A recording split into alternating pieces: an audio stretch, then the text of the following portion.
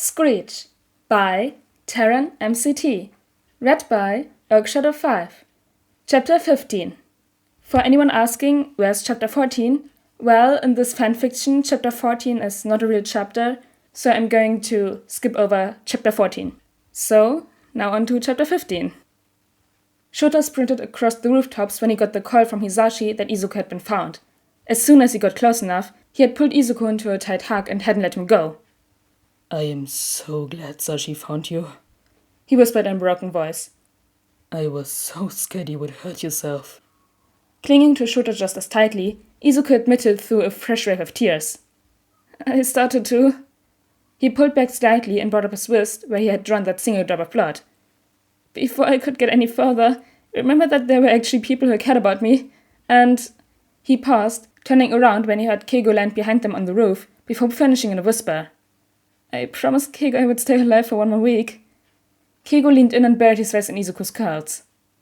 I have never been happier that I make you promise me that every week, Keigo said. Pulling back a bit, he added. Although, maybe I should add, I promise not to run away in the middle of the night too. Izuku smiled slightly at him. You don't have to worry about me running away, not really. Izuku trailed off. You just don't have to worry about that. I promise not to run again, he finished in a whisper. Okay, Keigo said softly and ruffled his hair. How about we go home, okay, Izu? Hitoshi is worried about you, Shota suggested. Izuku nodded. Once everyone had gotten settled back at home, Hisashi and Hitoshi had gone back to sleep, and Izuku and Shota sat on the couch with the TV on mute and Shota's fingers cutting through Izuku's hair. Even though Izuku was back home, Shota still didn't want to leave him alone. His son had one of the single worst days of his life, after all, and no amount of hugs and cuddles would be able to just wash away the feeling of killing a person.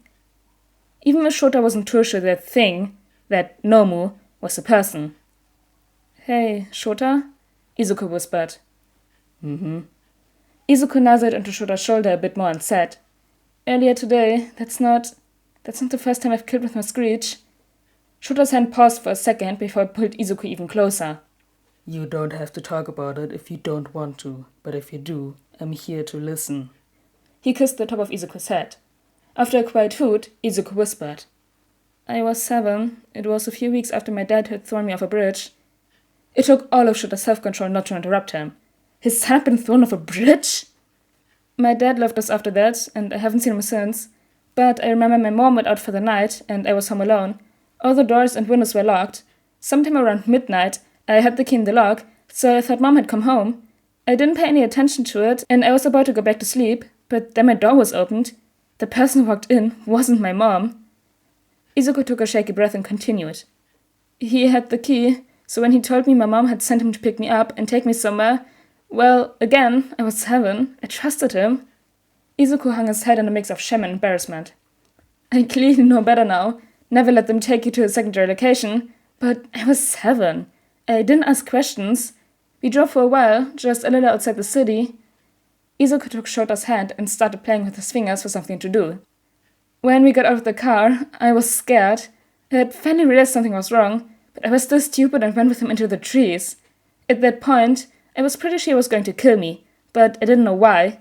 So, as I was following him, I was crying. I think he might have been either trying to show pity or something. Maybe he was just being cruel. He told me that my dad had hired him and that it wasn't anything personal. Izuku was crying now, so Shota held him closer with the arm Izuku wasn't clinging to. After a few moments, Izuku was able to continue. He lunged at me with a knife and I managed to dodge. It was the middle of the night and it was super dark, but the darkness hadn't affected me in the while at that point, so I wasn't having any problems in the darkness. The guy started chasing me. He was a lot more experienced in the woods than I was, so he caught me. When he went to stab me, I panicked and screeched at him. It was my first time. Izuku stopped talking. I am so sorry, Izuku. That's not something that a child should ever have to go through. It took me 3 days to get back home after that. I was covered in his blood, but no one stopped me. No one helped me. Izuku took a deep breath. But I've known since then what I can do with my Screech, so I've been careful not to use more power than necessary. Today was the first time since I was 7 that I went all out. He looked up at Shota. I know you could have handled the entire invasion yourself, but... I have to interrupt you, Izu. I couldn't have taken that creature out. You are correct that my fighting style would have put me at a very distinct disadvantage, and you were the perfect person to take them on. You saved not only me, but the entire class. You shouldn't have had to do that, but that is the fault of the villains who decided to attack. Shota ruffled his hair again. I'm proud of you, Izuku. Thank you. The rest of the weekend passed quietly. Izuku was never alone. Someone was always there with him in cuddling range. He had nightmares every time he closed his eyes about the man he had killed when he was 7, as well as the normal. Keigo had taken one of his days off to keep Izuku literally tucked under his wing for the day, and Shoto had come over to watch movies another day. Legends of the Guardians? The Owls of Ga'Hoole? Is that a real movie? Izuku asked skeptically. It doesn't sound like a real movie. It's real, Shoto promised. It's mainly about a barn owl, but I think there's a screech owl in there somewhere. Hitoshi nodded. As a rip, there's a screech owl. I read the wiki. He's one of the brown ones, though, not the pretty grey ones like you. Hitoshi nudged Izuku. The 3 boys watched the movie, and Izuku was fascinated. The animation was beautiful. When they returned to school on Monday, the rest of the class was slightly in awe of their adorable bird classmate, and only the looks that Shoto and Hitoshi shot them kept them from crowding Izuku. However, not even they could keep Kaminari from approaching Izuku. Hey man, how was your weekend? He asked with a blinding smile. Izuku gave a small smile back. It was kind of rough, honestly, but I'm still here. Kaminari seemed to remember that Jiro told him the last time she saw Izuku, he was covered in blood and other bits of monster and winced. Oh, right, sorry. Whatever happened at the USJ, I didn't see most of it. I kinda went stupid and had to be carried out. He rubbed the back of his neck. But I heard you saved us all, so thanks, man. Oh, yeah, I'm glad you weren't hurt, Izuku replied quietly.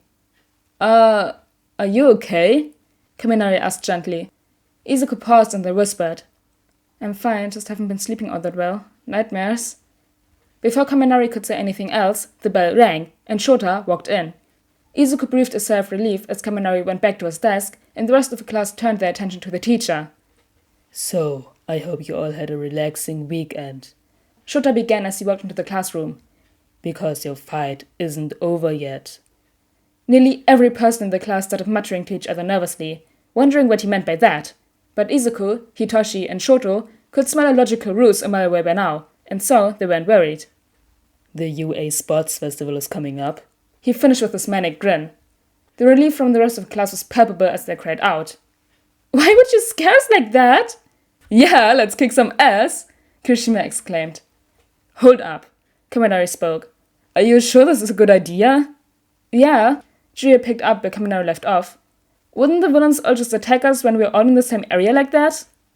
Apparently, the administration feels this is a good way to show that the threat has been handled and that our school is able to deal with threats. This is a showcasing of our resilience, or something, whatever.